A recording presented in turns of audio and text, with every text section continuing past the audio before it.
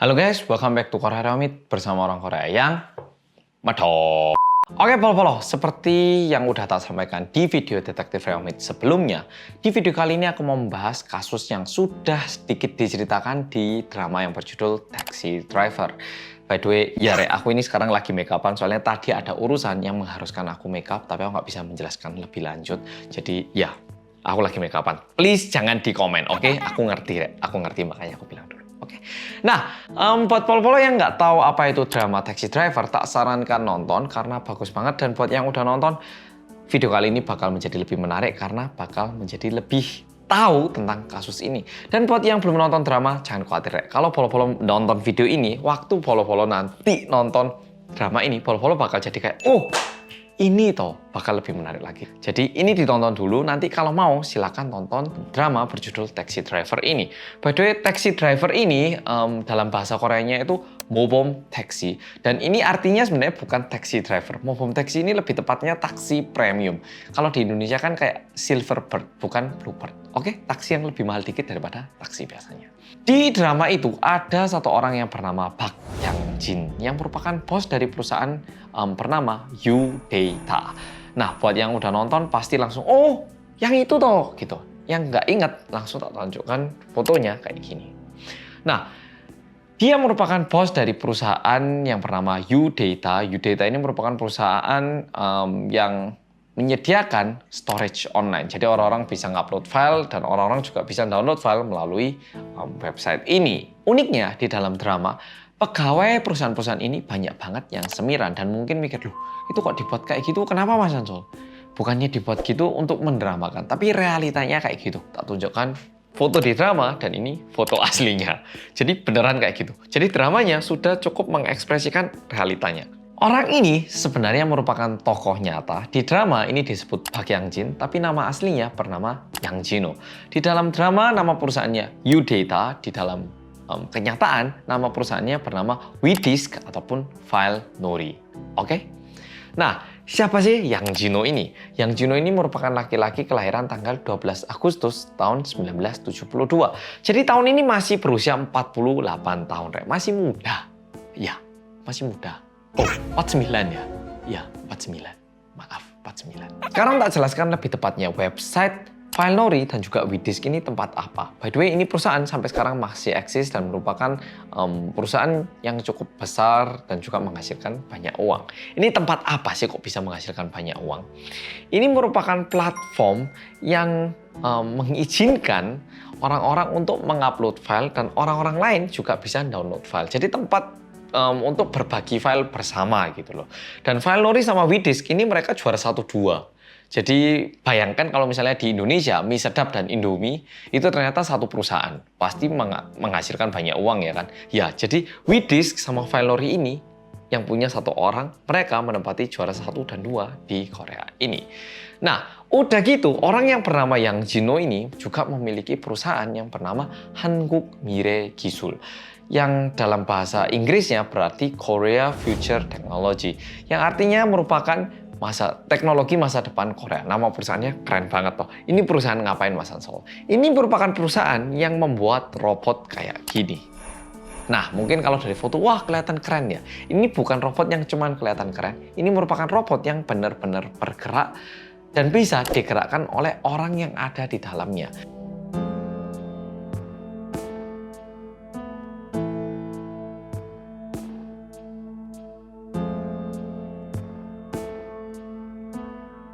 Dan robot ini pernah digunakan langsung oleh Jeff Bezos yang merupakan CEO dan juga founder dari Amazon.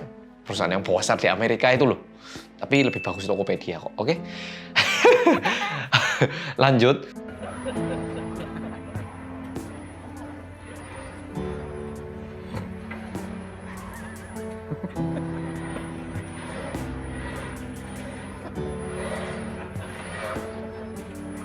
Perusahaan ini merupakan satu-satunya perusahaan di Korea yang berhasil membuat robot kayak gini. Jadi bisa dibilang bukan perusahaan yang menghasilkan uang, tapi perusahaan yang memiliki kayak masa depan gitu. Perusahaan mana lagi yang bisa bikin robot kayak gini gitu loh di Korea. Keren tuh. Mungkin banyak di antara polo-polo yang sampai di sini mikirnya, oh yang Jino itu ternyata bos hebat ya Mas Ansol.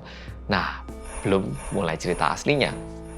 Yang Jino ini mulai rame lebih tepatnya pada bulan Oktober tahun 2018. Dia tiba-tiba mulai memposting di Facebooknya bilang bahwa saya minta maaf, dengan ini saya akan turun dari jabatan CEO. Tapi diakibatkan kesalahannya, orang-orang itu sudah tidak percaya sama dia.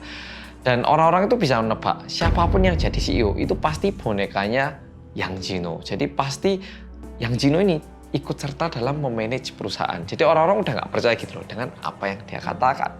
Emang dia ngapain sih Mas Ansol? Nah, Oktober ini rame, tanggal 7 November 2018 dia itu langsung ditangkap oleh polisi di salah satu rumah yang dia miliki, lebih tepatnya di basement tempat parkirnya.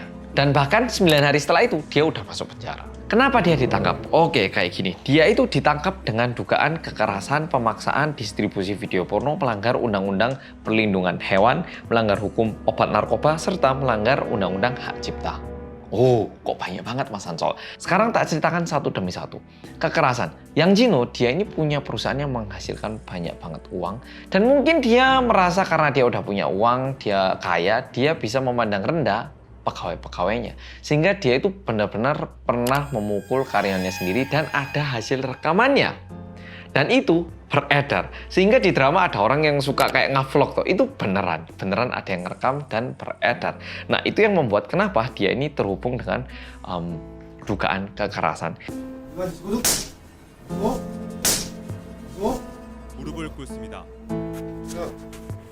Yang kedua, pemaksaan. Dia itu nggak cuman melakukan kekerasan, tapi dia itu juga memaksa karyawannya untuk melakukan suatu hal-hal yang tidak ingin mereka lakukan. Apa Mas Ansol? Kerja tak? Aku ya nggak mau kerja Mas, tapi kerja untuk duit. Nah, bukan kerja kayak gitu. Yang Jino ini memaksa karyawan-karyawannya untuk melakukan suatu tindakan-tindakan yang tidak ada hubungannya dengan pekerjaannya. Contoh, karyawan-karyawan ini itu diajak pergi ke tempat kayak suatu tempat besar yang dia miliki kayak rumah besar gitu ya. Di situ dia itu melihara ayam dan karyanya itu disuruh bunuh ayam hidup. Nah, memang benar, ayam itu boleh dibunuh kalau memang mau dikonsumsi. Sama kayak di Indonesia tuh, kita mau beli ayam kadang di pasar kan ada ayam hidup.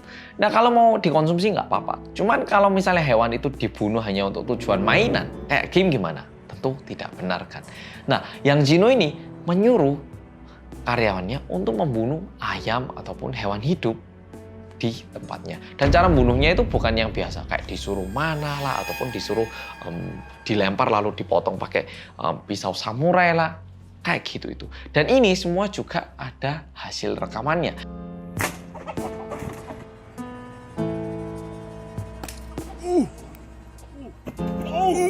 Nah, itu yang membuat kenapa dia itu ada pelanggaran pemaksaan dan juga melanggar Undang-Undang Perlindungan Hewan. Nah, ada lagi distribusi video porno. Nah, ini kayak gini, Rek. Filori sama Widisk ini merupakan platform online yang orang-orang siapapun bisa ngupload, siapapun bisa download. Oke? Nah, mirip kayak YouTube, Rek. Siapapun bisa ngupload, siapapun bisa ke YouTube untuk nonton video. Ya toh. Tapi bukan berarti YouTube itu membiarkan siapapun mengupload apapun. Siapapun bisa mengupload, tapi bukan sembarangan. Contoh, film, coba upload di YouTube, pasti langsung dicekal. Coba upload video porno, kemungkinan besar tercekal. Mungkin ada kemungkinan kecil tembus, tapi nggak lama setelah itu pasti diblokir ataupun dihapus dari channel YouTube. Karena YouTube tahu kalau itu bukan file yang seharusnya dibagikan seperti itu, karena ada hak ciptanya, ataupun tidak boleh dibagikan sembarangan. Kayak gitu. Jadi anggap aja kalau misalnya ada orang-orang ngupload film ataupun ngupload video porno, tentu nggak boleh ya toh. Pasti polo-polo paham. Tapi di Widisk ataupun Filori itu banyak banget orang-orang yang mengupload film-film ataupun video-video porno. Nah, untuk video porno ini perlu tak perjelaskan. Ada video porno yang dibuat oleh perusahaan-perusahaan yang memang membuat video porno yang tujuannya ini dijual kepada orang-orang dewasa. Yang itu haknya gitu loh. Kalau mereka mau nonton ya haknya mereka. Cuman yang menjadi masalah adalah bukan cuman itu. Kalau misalnya video-video porno yang dibuat oleh perusahaan ataupun film yang diupload di situ, dia itu melanggar hak cipta karena seharusnya tidak bisa dibagikan secara sembarangan ya kan. Video-video porno yang terupload di websitenya ini ataupun di perusahaannya ini merupakan video-video porno yang cara pembuatannya ilegal. Contoh, ada pasangan suami istri yang berhubungan, lalu ada seseorang yang merekam adegan itu diam-diam, lalu videonya ini diupload di situ. Bener nggak? Beda banget dengan video porno yang dibuat oleh sebuah perusahaan. Beda kan? Yang satu ini memang dibuat untuk dijual. Sedangkan yang satu ini, cara rekamannya udah ilegal, udah gitu diupload dan dibagikan ke banyak orang. Nggak bener ya kan? Nah, video-video yang kayak gini pun itu dibiarkan oleh Yang Jino dan bahkan diduga Yang Jino sendiri juga mengupload video-video yang kayak gini di websitenya biar lebih banyak orang yang datang sehingga dia bisa menghasilkan lebih banyak uang. Itu udah menjelaskan kenapa dia melanggar Undang-Undang Hak Cipta ya toh. Nah, sekarang kenapa dia melanggar hukum obat narkoba? 7 November dia itu ditangkap di basement, di tempat parkir, di dalam mobilnya dalam kondisi dia itu sedikit mabuk obat narkoba. Dan setelah itu, keesokan harinya tanggal 8 November, dia itu diperiksa mulai jam 7 pagi hingga jam 7 malam. Dan selama pemeriksaan itu, polisi mulai menduga benar bahwa Yang Jino, dia itu bukan cuman membiarkan ada video-video porno ataupun video-video yang direkam secara ilegal di websitenya, tapi dia ini juga berpartisipasi dalam mengupload. Dia sendiri yang upload biar lebih banyak orang yang datang. Jadi anggap aja misalnya YouTube, ada orang-orang yang berusaha mengupload video porno, tapi sama YouTube dicekal. Ternyata YouTube sendiri yang upload video porno. Nah, nggak bener kan? Kayak gitu. Ini contoh loh ya, aku bukan bilang YouTube kayak gitu loh ya, ini contoh. Tetapi untungnya dalam pemeriksaan ini Yang Jino tidak berhasil kabur karena polisi memiliki cukup banyak bukti konkret. Kayak dia mukul karyawannya, dia maksa karyawannya untuk membunuh hewan, dan juga bukti-bukti bahwa perusahaannya ini memiliki video-video yang melanggar Undang-Undang Hak Cipta dan juga mendistribusikan video porno. Dan selama pemeriksaan, polisi juga menemukan sebuah hal yang mencurigakan, yaitu diduga dia ini pernah membayar seseorang untuk menyuruh orang ini membunuh orang lain, alias pembunuh bayaran gitu loh. Dan ada bukti bahwa dia ini pernah mentransfer 30 juta won alias sekitar 385 juta rupiah. Namun pembunuhannya tidak tereksekusi, tapi polisi juga menemukan kayak pesan-pesan dia nyuruh, tusuk aja paha sama bagian tubuh lain yang ada arteri besarnya. Kayak gitu itu. Tetapi karena pembunuhannya itu tidak terjadi dan juga ini sebatas cuman kayak gitu, katanya dia itu tidak mendapatkan hukuman atas dugaan ini. Yang menyuruh seseorang untuk membunuh ini dia nggak dapat hukuman. Dan setelah diperiksa semuanya, akhirnya pada tanggal 5 April 2021, jadi sekitar 2 bulan lalu, dia itu baru mendapatkan hukuman untuk dipenjara selama 5 tahun. Sedangkan karyawan-karyawan yang pernah bekerja di perusahaannya Yang Jino, mereka itu semua benar-benar ketakutan sama Yang Jino. Dan udah gitu, diduga Yang Jino ini punya uang banyak banget. Kalau dirupiahkan itu sekitar 1,2 hingga 2,4 triliun rupiah. Ini diduga karena dia itu juga mencuci uang. Jadi kayak pemasukan perusahaan ini diputer sehingga tidak terdaftar di Direktorat Pajak, tapi dia itu punya uang di rumahnya kayak gitu. Sehingga banyak banget orang-orang yang menduga bahwa kemungkinan besar seketika dia keluar penjara, dia bakal buka bisnis lagi. Lah dia punya 1,2 hingga 2,4 triliun. Itu yang diperkirakan. Nggak cuman itu, selama dia ada di dalam penjara, karena perusahaan yang Widis sama Valinori ini masih berjalan dengan begitu baik, dia itu masih mendapatkan keuntungan sekitar 20M dalam kondisi duduk di dalam penjara, bayangkan. Dan nggak cuman itu, sebenarnya banyak banget kejadian-kejadian ataupun tindak kriminal yang dia lakukan, dan dia tutup menggunakan nama karyawannya. Loh, kok karyawannya mau? Kenapa Mas Hanso? Dia ditawari rumah, apartemen, mobil mewah. Jadi mungkin, masuk penjara 6 bulan tapi keluar dapat MM-an. Kerja dimanapun dapat MM-an susah. Ini dapat MM-an cuman masuk penjara. Kayak gitu.